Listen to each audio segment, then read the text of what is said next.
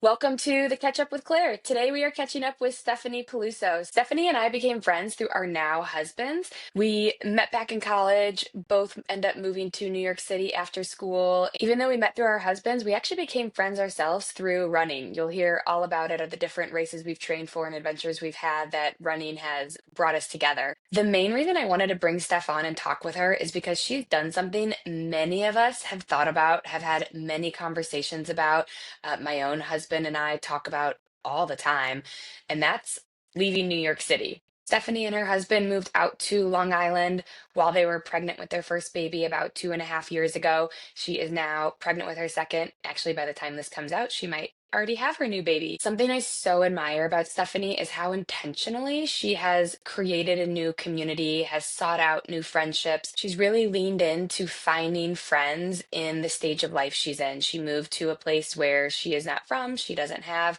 family that she grew up with. She doesn't have friends from the area. So she has really been intentional in how she has really created her own little village. And, we all talk about needing a village to go through motherhood with. From afar, I just so admire how Stephanie has done that and creating that in her own life. And so I wanted to talk with her about it. A lot of people have asked why we have decided to stay in New York City and how long we think we'll be here and if we think we'll ever leave. We talk a lot about that in the episode. Stephanie really shares sort of the expectation versus reality, and so appreciate how she's opened up with us about that. Most of all, Steph is one of my good friends, and I just miss chatting with her. It was so nice to hear her voice, to catch up, to see how she's doing, and I hope you enjoy this catch up. Stephanie, welcome to the Catch Up with Claire. Thanks so much. I'm so happy to be here. I'm so happy to catch up with you. So, I've given a brief little intro to our listeners, introducing you a little bit about how we know each other, but can you start off by introducing yourself for us? Sure. Yeah, I'm Stephanie Peluso. I am a mom of almost two, full-time working mom, and I moved out from the city to Long Island. So just trying to navigate all the changes that brings and figure out my new identity along the way. Oh my gosh, we are going to dive into all of it, but let's back it way up. Okay, so first time I met you, you're gonna have to fact check me on the year. 2013, 2014. We were in college. I was dating my husband. You were dating your now husband. Yeah. Remind me, why were you guys coming to New Orleans? We just wanted to do a little getaway. So we decided like our first trip would be New Orleans. My dad went to Tulane, so we were like, let's try it out. And I had always heard about New Orleans when I was growing up. And so we ended up down there. And I was thrilled to meet up with you guys. I was happy to have other friends down there and have another girl to hang out with. And you guys knew the ropes of New Orleans. So I was really excited to meet you guys.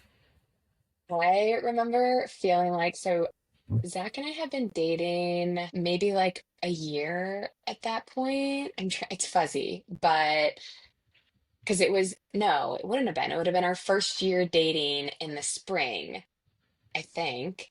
Regardless, it felt like an official next step because I knew all of his college friends who I also knew because we were all in college together.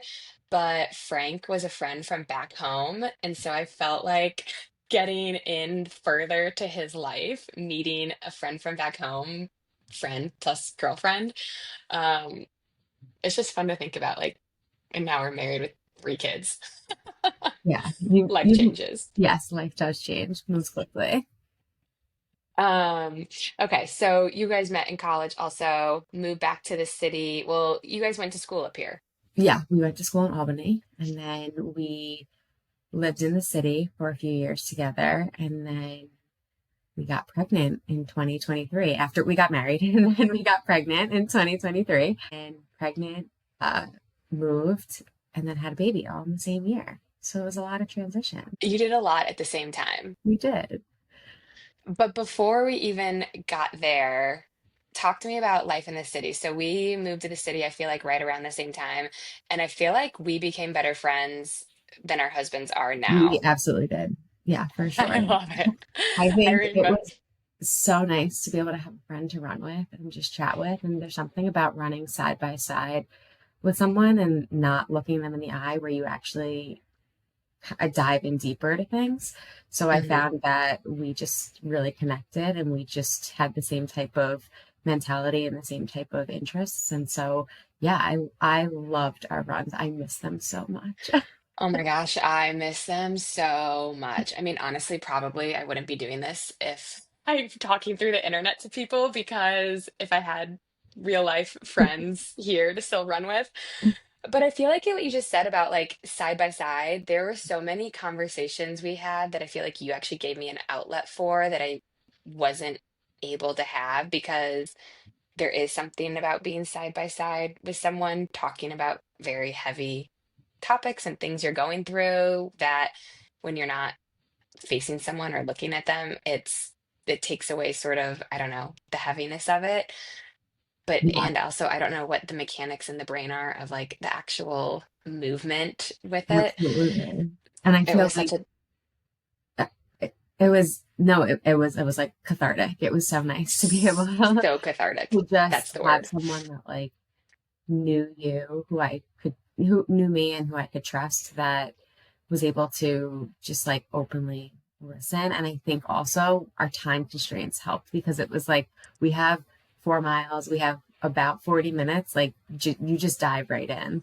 And I found actually a lot of the conversations I now have in motherhood too are the same, where I'm meeting up with friends and trying to see new friends. And you have this short window and you just get into things that are a lot heavier than you ever would have connected on, just because this is your only time. So you really need to just use it efficiently. I mean, is that not the definition of motherhood, using your time efficiently? Yeah. Like there is no time. Yeah, it's time bound. You have to dive right in and get to it. Um, I remember telling Zach when I found out we were both running the Berlin Marathon, and I mean, it's not that he didn't want to go, but when he found out Frank was going to be there and he'd have a friend, he was like, "Oh, okay, this will be fun now." That makes me happy. Okay, one last running thing. I mean, there's no rules, so we can come back to running, but we were running half marathon, and you turned to me and said, "I'm pregnant." And Yeah. I kid you not, like, not to make your pregnancy announcement about me, but that was death. I don't know. It was the New York City half marathon. What year was that? I mean, 22? 27. Oh, no. Yeah, it must have been 22 because, yeah, I got, no, 23. It was 23. So it would have been March 23rd, so the New York City half. Yeah. And with the way the course goes for non-New Yorkers, it goes up 42nd Street and you have to kind of like veer west and then up east again. And we at the time lived on the east side, and I was like, F this. I'm running home. I don't want to do this anymore. And you were like, no, no, we can keep going. And then we're like running across 42nd Street, and you're like, I'm pregnant. I was like, what? Yeah. It was the And happiest you were news. you were one of the first people I told too. And that was Aw. really like a special moment too, because I think it had just been like 12 or 13 weeks. And I was like, all right, I'm going to start telling people. And I think I was running a lot slower that day too. So I was You were mentally, guiding. I was guiding with Achilles. Yeah, I was guiding one of my friends with Achilles, which is an amazing organization in New York City. For those who don't know about it, it's a nonprofit who that assists people with different forms of disabilities, and you can volunteer. So um, I love that organization, and yeah, it made it feel real to be able to share it with you on the run. And I know that you had shared so much of your vulnerable stories with me over the course of our runs. And I just really I wanted you to be one of the first people that I shared it with because we had such a close bond through that. And I was really grateful for all the transparency and honesty that you had shared during the runs about your pregnancy and birth stories. And I was excited to now be on that journey. Well, I appreciate hearing that, because sometimes I feel like I'm like swing to the wrong side of like, it's so hard. I had such a difficult time that I don't want to scare people. But I also feel like there's something about, we all have our unique experience of our journey to motherhood, our relationship to being that I have taking on the identity of a mother, that what I saw before being pregnant was only positive things and only happy, joyous moments. which was not my experience, as you well know. And so it felt important to me and still feels important to me to share that, yes, there are very high highs and beautiful moments and joy in motherhood. And there's also some very hard things that we can go through, and not wanting anyone in my life to be taken off guard by that, like I No. was. And I so Um, appreciate that honesty because, like you said, there's a lot of positivity out there, but the glass can shatter. And that's okay and that's normal. And I think talking about it and understanding that it is normal and finding other people who are going through it is really important just to know that you're not alone and that if you feel a certain way or your image of what motherhood was isn't the same as what you thought it was going to be, like that's okay and that's human and you're not a bad mom for thinking that. Not at all. Okay, so what I want to talk about today is something I have not been through, something we've thought a lot about, and something I know a lot of people who are going to be listening to this have thought about is while you were pregnant, you moved from New York City to Long Island and suburb life. And I know from talking with you for years and years, these are decisions both of us have weighed, we've talked about, we've proed and conned it. We know all the weighted factors to consider. But I want to dive into what made you guys make the leap? How did you decide where to go? How has it been? From an outsider's perspective, I've seen you dive in and intentionally find new mom circles, find friendship circles, create these connections in your life. It took me a very, very, very long time. I mean, like, I'm new to it. I'm realizing if I want friends, I have to go find friends and Yeah, create these connections really and hard. foster it. And it is hard because our whole life we're just sort of like shepherded through this, I don't know, area of having friends available to us in school, in college, in post grad life when you're living around friends. And then as you become adults and start families, people really start thinning out and spreading. And it's hard, I found as an adult, to make new friends because it's either like phase of life friends, like your kids in the same class as someone, but then especially in the city they move, or it's your friends from back home but they don't live here, and it's picking up the phone once a year is so difficult. So I really want to talk about it. I posted something on my Instagram story teasing this conversation, and some questions were about like how do you do it, like I Yeah, don't understand, I'm so scared, but it was that of like going from city life especially. And I think people who are just making any type of big move could yeah. probably relate to this of like you are picking up life as you know it and starting anew in a Hmm. new location. Yeah, Talk to me about it. yeah. Wow, you really I know I talked threw through it all at you. so many pieces there. Okay, so when I think that's always been important to me and my husband to raise a family in the suburbs. We talked about it a lot. When we got pregnant, we were like, well, we need to start moving. I think you had posted something the other day and you were like, oh, we have kids, like we should probably move. And that's just like what people think. They just think like we have a smaller space, like we want to be able to grow, we want to be able to be settled, so like let's just move. So we didn't actually start the process until of looking for homes until we found out we were pregnant. And then we just like hit the ground running and we just started looking. So we had kind of looked in Westchester, we had looked in Long Island, and for the things that we wanted, we realized we should probably start looking in different types of locations. Um, so based on that list, we of what we wanted, we found the house that we have now. As you had mentioned, it, Which, by the way, is stunning. thank Like your you. house is so beautiful. Thank Sorry, you. continue.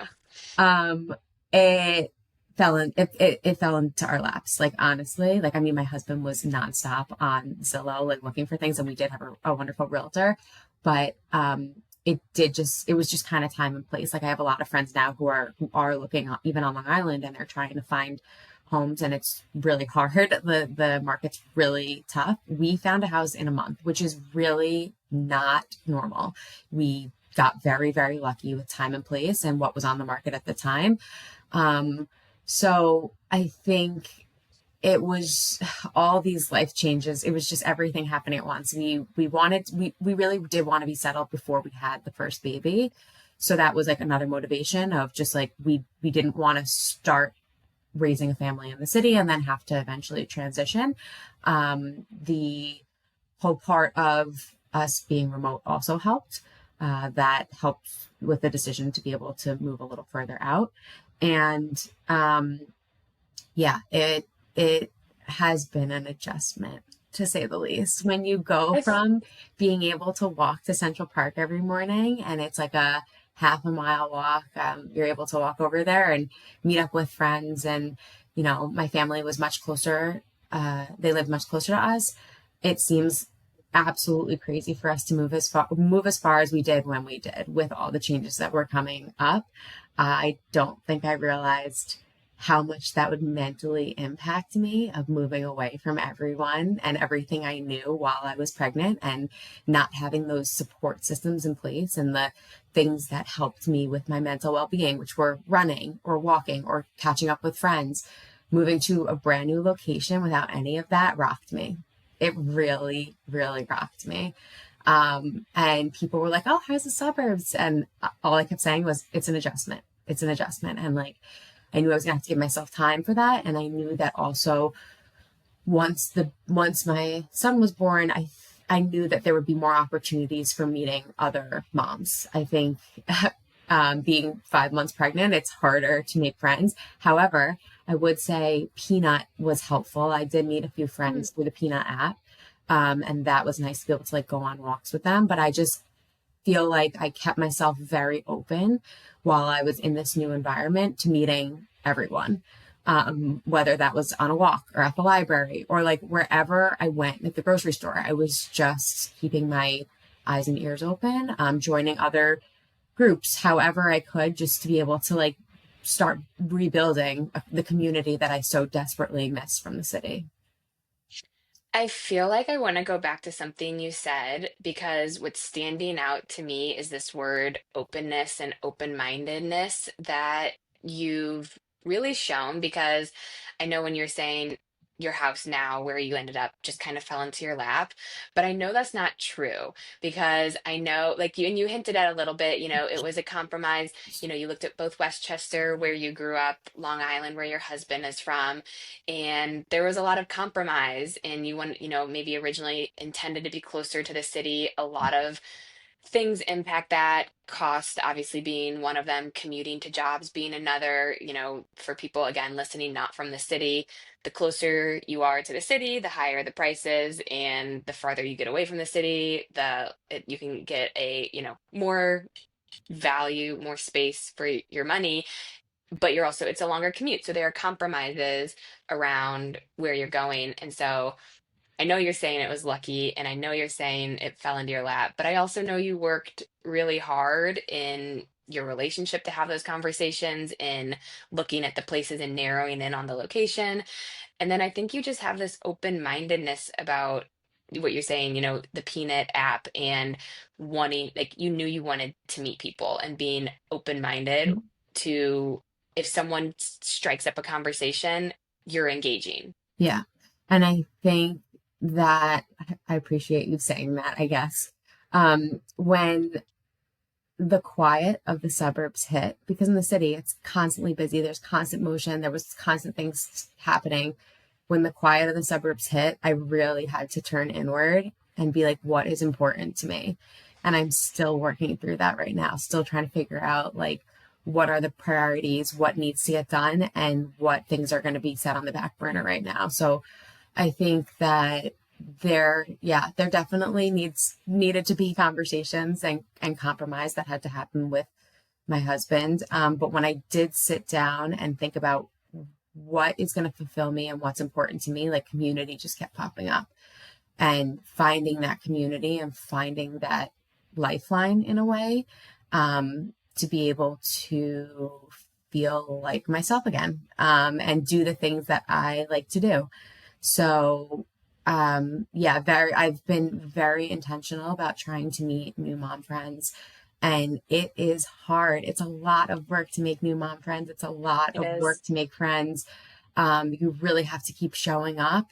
And I think just trying to put myself in the positions where I can meet them, connect, and like foster those relationships. It does take time, but I just you just have to keep showing up and showing up for people in the ways that you wanted to be shown up for as well.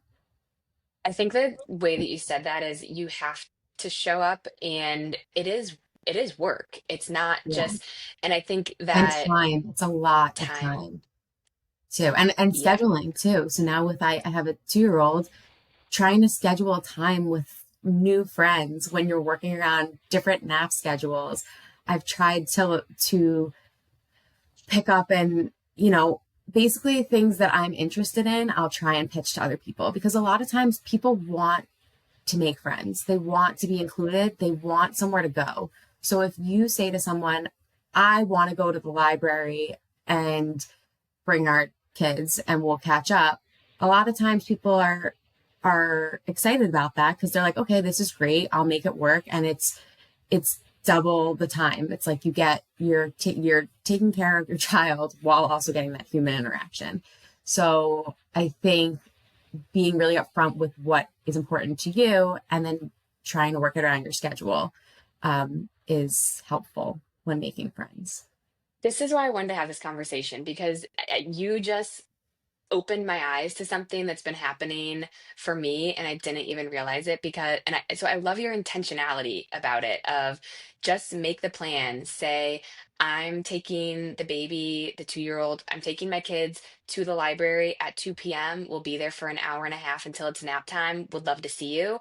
That's just like, it's an open invite Mhm. then, and you're And it's still going to no do it. pressure. It's no There's pressure. no pressure. Like, And I'm not that person, but I've gotten a couple of those invites lately just for the playground, or there's an event coming up in a couple weeks that we're doing with some of my oldest school friends, that when I got the text, I was like, yes, this is what I wanted. I wanted mhm, someone to tell me what to do and where to be, and that my kids' friends would be there. It just never, I know it sounds so dumb because it's so obvious, but like it never occurred to me to be like, oh, well, we're going to be watching football on Sunday from our apartment, that other friends of our kids' parents would also be watching football, and why don't we go all to an outdoor bar that our kids can play together, and we can have, like, we don't have to do that alone. Like, yeah, duh. absolutely. Absolutely. It's a two So in I love that one. you're this leader.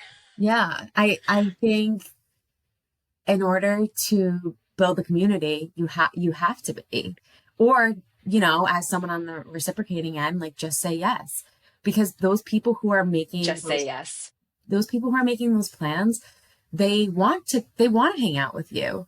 They want to have that community aspect. They want to spend time with you and your family. And just saying yes might be a lot more work. It might derail your casual weekend, but um I've found that, I don't know, it brings me joy. So that's why I keep doing it. I'm trying to follow your example, because I've been putting myself in scenarios to be able to get the invite and say yes to the invite. And it's this balance of, I don't have to say yes 100% of the time. I should also caveat, like, I am painfully shy in person if I don't know you. Like, I am the person, Which you would I never think, why know. we you if you kn- if we are friends like we are, you wouldn't know. But because we connected so quickly, because we weren't talking about the weather or whatever, we weren't talking about small talk or frivolous. Like, Superficial things. Yeah. yeah, we went deep really quickly, and that's how I connect with people. And so, but surface level talk, small talk, I like shrivel up and I don't know what to do with it. But I think again have to put yourself in these scenarios of, it also doesn't have to be that deep. Like, we can Mhm. just sit there and watch our kids read books or watch football or play at the playground, and be doing that together to create this community you keep talking about and have that connection. Yeah, absolutely. And I think also having, like, what you're saying about people. about diving in and maybe not wanting to get too deep too quickly. You have the power too. So it depends how much you want to share.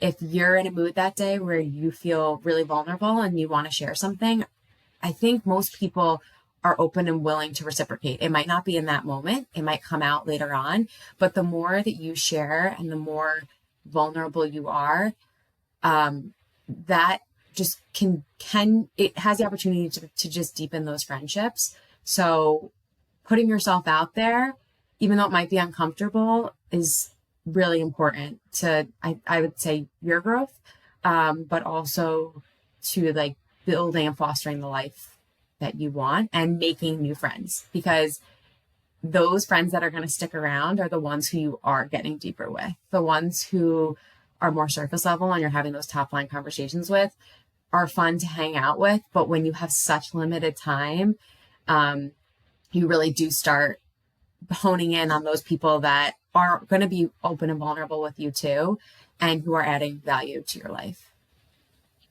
I think there was a trend a couple years ago all over memes in the internet around no new friends, which Yeah, was like cute and catchy at the time. And like, I get it. Like, and I was very much like, yeah, no new friends. Um, but it's wrong. I feel wrong about that now because no, we need friends. We need connection. And there's different phases of our life, like absolutely. moving. It's a skill set to be able to make a new friend. And again, I don't think there's many opportunities in life as an adult. Like you have to be proactive and Yeah. cultivate it and be in the situations in order to have friends in a community in the village that they talk about as a new mother. Um, you have to be in it and ready to accept it. Yeah. And I would say Um, the same from what you're saying before too. Like we have been shepherded through life and you just are put in these places. So a lot of the times it's your college friends, it's your work friends, it's those easy connections that like hopefully you found a good friend through that. But a lot of people I feel like feel lacking in their jobs or in their lives, because they don't have those deeper friendships. So in the situation that I was in where I forced myself into a new location and had to make new friends, that was a different ballpark. But for those people who are still in the city and still trying to figure out how to make new friends, it's finding those hobbies, it's finding those things that bring you joy and connecting with people in those spaces so that you can foster those relationships. So that would be my one tip to people who are still trying to make friends in the location that they're in. It's hard work, it's doable, but it has to be something that you want. And I also find too that when I've shown up to things with another friend, I don't make as many new friends. that's So true.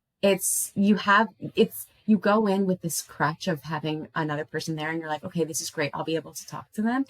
But then you don't actively you don't stay as open to meet other new people.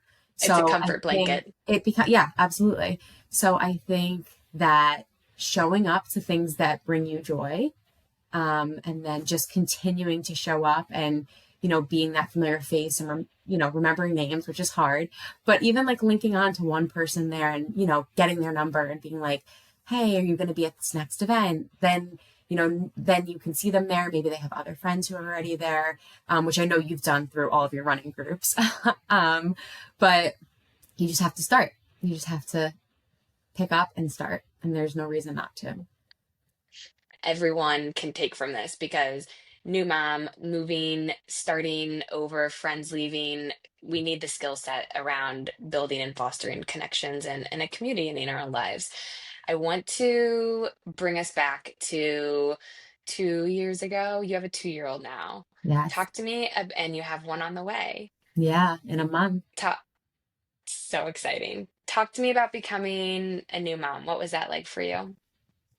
Becoming a new mom in a new city without my local village there was incredible. My son is beautiful and I'm so grateful to have him, but it was rough. um, the transition was a lot, especially he's an October baby. So we were getting into the winter months. It was getting Mm, colder and just trying to figure all of that out was challenging. And I will say, I have a wonderful support system. My husband is incredibly helpful. He cooks all the meals, he makes sure everything is done for us. He is very supportive. But I think also just feeling almost this trapped feeling in a way of mm. being home all the time and not choosing to be home was jarring. It was very jarring. So, and let me say, I am so grateful for my beautiful son and my beautiful family. But the identity shift was a lot. I think you're overnight, your time is no longer yours. You're on a schedule, you are breastfeeding or pumping. And I think no one talks about that. They just talk about how wonderful and beautiful, and you have these highlight reels of these perfect little babies and they are wonderful and sweet and they're so fun and you get to cuddle them and it's an incredible miracle to have them finally here. But the identity piece does take some time to navigate, or at least it did for me.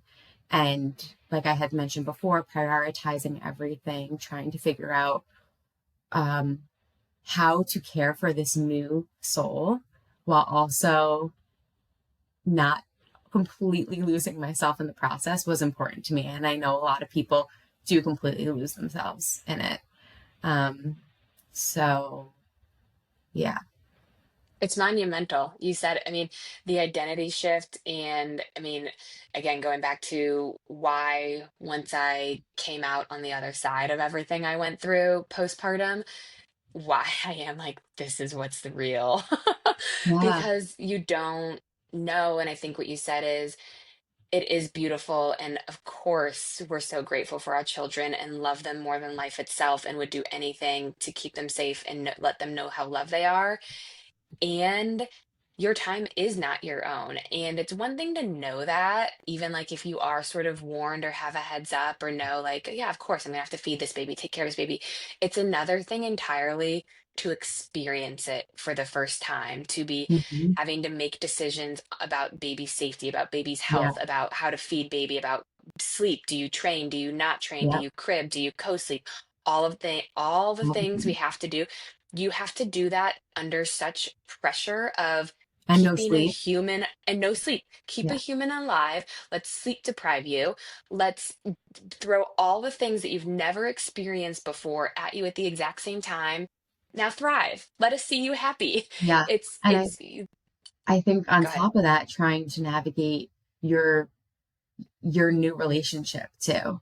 I think that's Yes. something that's not talked about. We throw these like happy baby showers for people, which is wonderful, and we're so excited for you to enter this new chapter. But the communication that then needs to happen after that, between your partners, between any caregivers that you have, between finding that help, whether it's family help or paid help, between finding friends or reconnecting with friends and sharing your needs is really challenging. And I think we've gone through some battles with that, and there's also a lot of preconceived notions that you go in with as a brand new parent. Things that you may have wanted when you were raising your kids because that's how you were raised.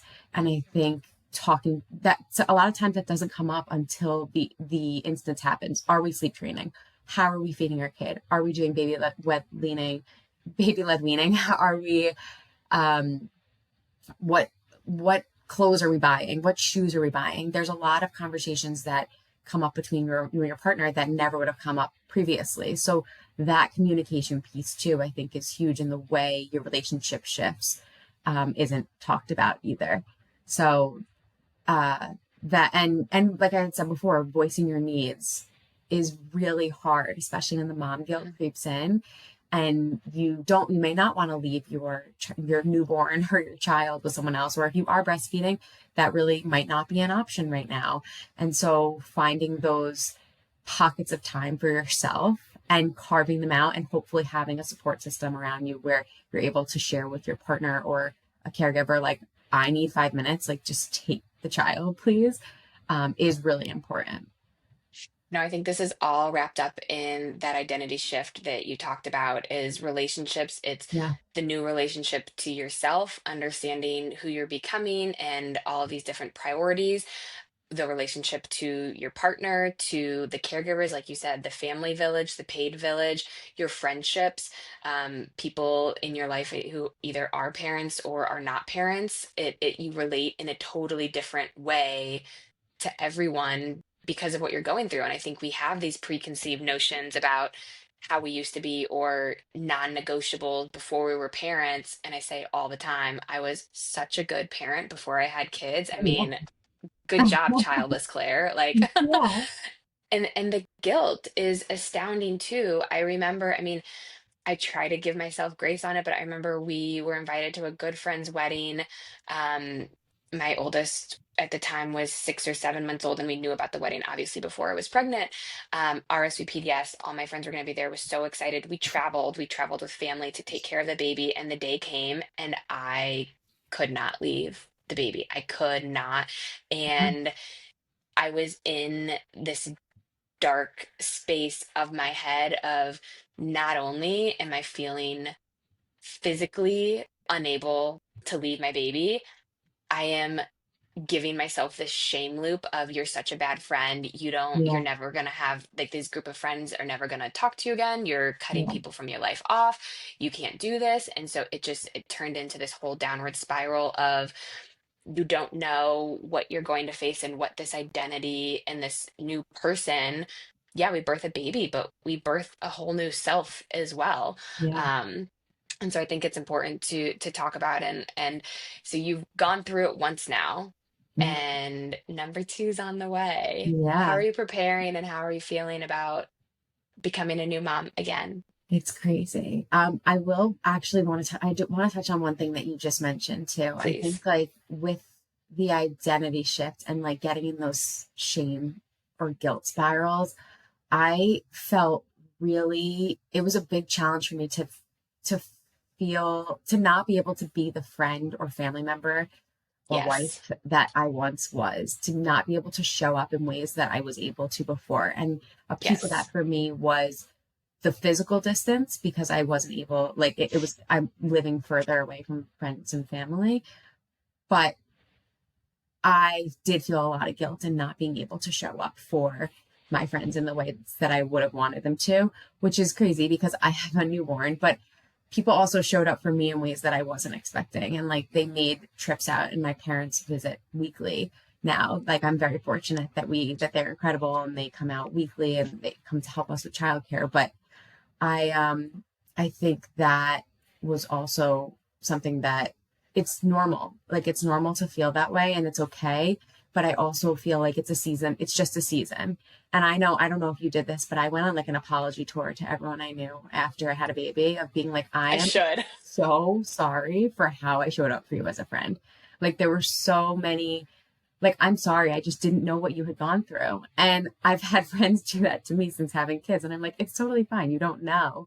But um, yeah, you don't know what you don't know. But like being on the other side, it's like you know how to take care of a new mom and ways to help support them a bit better. So, Yeah. but back to your question about baby number two on the way. I feel like I'm just on the ride. We're just riding and the ride's not I love that. stopping. Um, Being pregnant with a toddler is not for the faint of heart, and I'm fortunate Nope. we do have help, but it is not for the weak. Um, and yeah, I'm excited. We are also not going to find out the gender this time, so we're going to be surprised once A again by the gender. surprise. So Wait, I want to go. What was that like? Tell me. Okay, so I knew you were surprised round one. I knew you were yeah, going to be surprised round two. We wanted to be surprised round three because we had one of each and we were yeah, like, we'll get what we get. We have it all. yeah. Um, and that we had an ultrasound tech. That's a story for another time. Oh Ruin no. it. What is that like? What did like you just We were like, we're gonna get a baby? Yeah, we just both felt, even from the very beginning, when we first found out we were pregnant, we were like, let's just be surprised. There are so few surprises in life. We were like, let's see what happens. And as long as it's like a healthy, happy baby, we were really okay with either. And then, yeah, my son was born and they announced it's a boy. And obviously the waterworks started and I had a very long labor. So it was just extremely overwhelming. I think the relief of finally having him here and just being able to hold him and have to just know that he was like earthside and like he was real was Yeah. extremely overwhelming. But then it was like, oh my gosh, we have a son, like we have a boy. So then it was like, all right, we gotta buy all the boy clothes and figure out how to take care of a little boy. That's the part that like makes me a little bit anxious.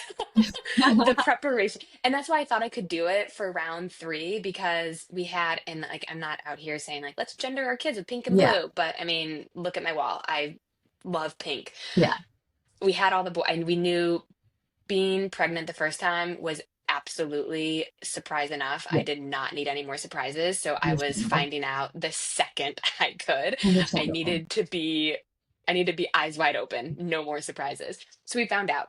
And then round two, I'm one of three girls. I always wanted a girl. We found out early. And then round three, it was like, this is our cherry on top. Let's be surprised. We can go either way on this.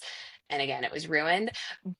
But I wasn't mad. I mean, I wasn't mad it was ruined because there was this part of me that was like, yes, I have everything, but what do I prepare? Do I wash the girl clothes or the boy clothes? Do I Yeah. wash all of it? What like do I we actually had one name when it was going to be a surprise. We were going with a gender neutral name.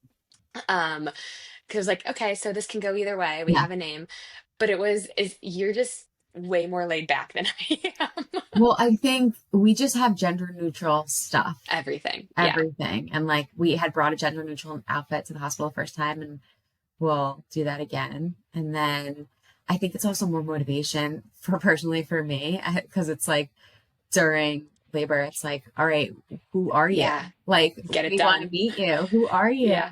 Um, so I think, and actually, one of my friends suggested this book called Spirit Babies, which Ooh. was amazing. And it's a, oh my gosh, what is he? Anyways, it talks about how these like spirits are like float, if you believe in this stuff, No, I'm are so into it. floating around Let's dive you. into this, And please. like me, like all the babies that you're like supposed to have are like in your aura and they come through when they're ready to come through. So one of my good friends had said to me, oh my gosh, like you got pregnant like fairly quickly. This spirit was ready to come through. And I was like, what are you talking about? And she was like, they were announcing themselves to the world. Like they were ready to be here, ready to be like in your aura, in your presence. And like they came through. And I was like, I love that. And also another piece of that spirit baby essence, she was like, they also are coming through as the second child. So they know like the chaos that's coming. Like as of now, I'm like getting my toddler ready. He's like kicking me in the stomach. He's like making noises, screaming. Like the baby is hearing all of this. So they're coming through as the second child. So all of these spirit babies or auras that are going to be your children might be following you around and they're just not ready to Okay. come through yet. I'm so into this. And Yeah. since you gave me a door, I am sprinting through. I I started tearing up when you were talking about that. I might cry. And I have goosebumps. Okay, I need Yeah. to tell you this story. So when back in summer of 2024, we were like, we know we want a third. We had gone back and forth a lot. We always said we wanted three kids. But then we got to a point where our second child was old enough. We are like, it's kind of easy now. We don't need to go back and start all over, Yeah. but we still want as like we anyway, long story short, we came to the decision we're gonna have a third. And we said, and we were kind of like, do we try? Do we not try? When's the timing? I really liked having my summer babies. We had a really busy fall last year. So we Okay. had planned a trip away, the two of us, for the first time in 5 years. We had three weddings. I was running the marathon. I was like, let's have a third baby. Let's not start trying until October. And then we can, put some effort in. We had that conversation after, oops. And I found, so I found out we ended up getting pregnant in July. Of course. Of course. Literally like the as we were having the conversation. Between me getting pregnant and finding out I was pregnant, it was our 8th wedding anniversary.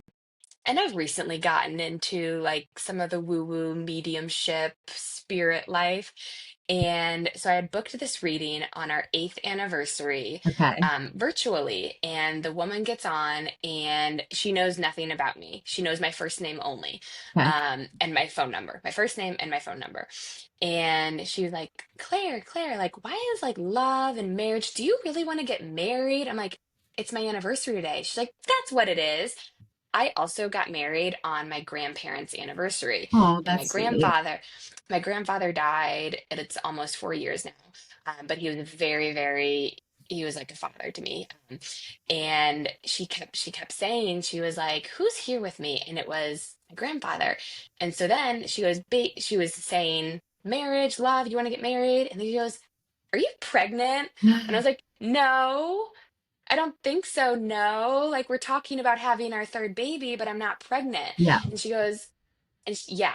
And she was like, if you say so, she's like, I see a little boy jumping up Cute. around with your grandfather. And I was like, a little boy. And she was like, there's a girl here too, but she's in the background. And I was like, what? And she explained to me about how spirit babies choose their parents. And I knew Yeah. nothing about this. And people are probably like, oh my God, she's so lost Yeah.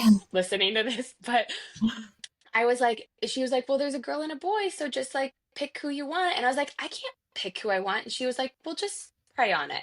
Um, and I was like, I don't know what to do with this information. It feels like a lot of pressure. Like, I don't want to be choosing the baby. And so, Yeah. anyway, there's a lot more that happened in that hour-long phone call. But I hang up and I was like, immediately, I was like, Duda, my grandfather, I was like, we're gonna have a baby. We're gonna have another baby. I want the baby that's meant for our family. If it's Wow. a girl, if it's a Yeah. boy, I want you to send us the baby who's meant for us. Oh, And wow, now I am gonna cry. And we got a little girl. And I really do feel there were so many signs in my pregnancy, um, that she was just angel kissed and sent straight from heaven for yeah. her. And I haven't thought about this for so long until you brought up spirit babies. So There's a time. thanks for this little memory. Oh, of course. And thank you for sharing that. I think there's something to be said about that. Like these little spirits come into your world and your life when they're meant to. And the book also talks about people who are struggling with like infertility and things, and how maybe these spirits just aren't ready to come through at the specific time that you might be ready for them to come through at. But they definitely change your life for the better. So I'm happy that your grandfather was there to help pass your daughter along to you guys. I'm gonna pull it together. Um, okay, we've been chatting for a while now. I want to be respectful of your time, but before we wrap up and move on, do you want to talk about your writing at all? Because I want to talk about Sure. it, but I don't want to put you on the spot. Yeah, so So, can I share what you shared with me recently? sure. Because what I think is special about it, as not like new moms going through motherhood, I think this is applicable to any mother, any woman really. Um, starting to create things that feel uniquely yours. And I started my new Instagram page and this podcast while I was on maternity leave, my third time. Um, because I felt the need to have something that was just for myself and had Mhm. my fingerprints all over it, and I could call the shots. I could do it as often or as in often that I wanted. And it was a creative outlet. And when I started Mhm. sharing it publicly, you reached out that you had also started doing something similar and that felt like it was very much for you. So I want you to tell Yeah. us about it. So I have really been into journaling the past few years, and I had a practice where I was writing for about a page a day. And then I kind of got away from that, and I got on these like Instagram spirals, and I was like, this is just not serving me anymore. And I came across Substack and I was like, what is this world here? And I have found so many moms on there with just a lot of relatable content. So I started sharing on there as well, sharing a note here, sharing a post here and there. Also, like you said, as infrequently as I wanted, just something for me, something to kind of decompress at the end of the day. I normally end up writing them as I'm sitting on the floor in my son's room, waiting for him to go to sleep. Hmm. It's just a piece that it is a piece for me, but it's something that I'm going through. And I've found a lot of connection and a lot of people who are relating to things. And I have found that I can look to that space as well for a lot of similarities to the things that I'm feeling. And it's been nice outlet for me. I don't know where it's going right now, but it's something that is only for me. It's kind of like low touch right now, and we'll see where it goes. And it also feels like a roadmap right now for me. So I don't really know where my next chapter is going to be or what I'm going to be doing next or how this life is going to evolve with two. But it feels like I'm capturing moments in time. And I almost wish I would have started like right after Yeah. I had the first because I have some notes in my notes app, but like things were so jumbled that I didn't get out of the fog and until I got out of the fog that I was able to like start this. But I feel like it's a roadmap for me, even just to have my feelings down in one place and share it with other people and just feel that there are so many other moms and women who are going through the same type of thing. So it's just finding those people and finding those posts and finding those outlets where you can connect with people. So that's why I also think it's wonderful that you're doing what you're doing because you're really going to help connect all the moms and all the women who are searching for a new identity or trying to figure themselves out. And you just have a wonderful platform for that. Oh, well, thank you. You shared so much with us today, I think, about showing up through transition, being the friend that you are seeking to be, saying yes to opportunities, putting yourself in situations to respond to the invites or extend the invite, um, keeping the communication lines open with the people in your life, um, accepting that it's just going to be hard sometimes, and Mm-hmm. that's okay. And it can be hard while you're figuring it out, and there can also be pockets of joy and beauty through those identity shifts that we've talked about today. One last question for you. The theme on my responses to the stories that I put out there was just fear of the suburbs. People are scared. Give us our listeners who are considering the move, who are thinking about making a big move. Talk to us. Give us a tip. What would you do? What would you tell them? You tell us. Sure. I would say take your time in finding your neighborhood and the village that you want to be in, because once you make the move, you'll probably be there for a while. And I would also say there's joy to be found in the unknown too. There's Mm, rebirth, there's growth to be found there. I know it's really scary to leave the people and places that you love behind, but sometimes to get what you want for the future that you want, you have to make the jump. And it's also quieter out here. We've got grass, and it's quiet at nights, so you won't have to deal with the humming of the traffic. And um, there's beauty in growth sometimes. So it's hard. I love that. It's hard to change and make a change, but if it's what you want in the long run, then it'll be worth it. I love that. Thank you so much for chatting with us today. It Thank was you. so nice catching up. This is so long overdue. Um, and I'm excited about it. Thank you for having me. I'm excited to see your platform grow. Oh, you're the best. Thank you. I hope you enjoyed this conversation with Stephanie. If you did, it would mean so much if you would download, share, subscribe, follow along wherever you get your podcasts. That's how I can continue to grow this audience and continue to bring these conversations to you. If you're looking to have a catch up, please reach out. I'd love to catch up with you. Until next time, be kind, be brave, and be safe out there.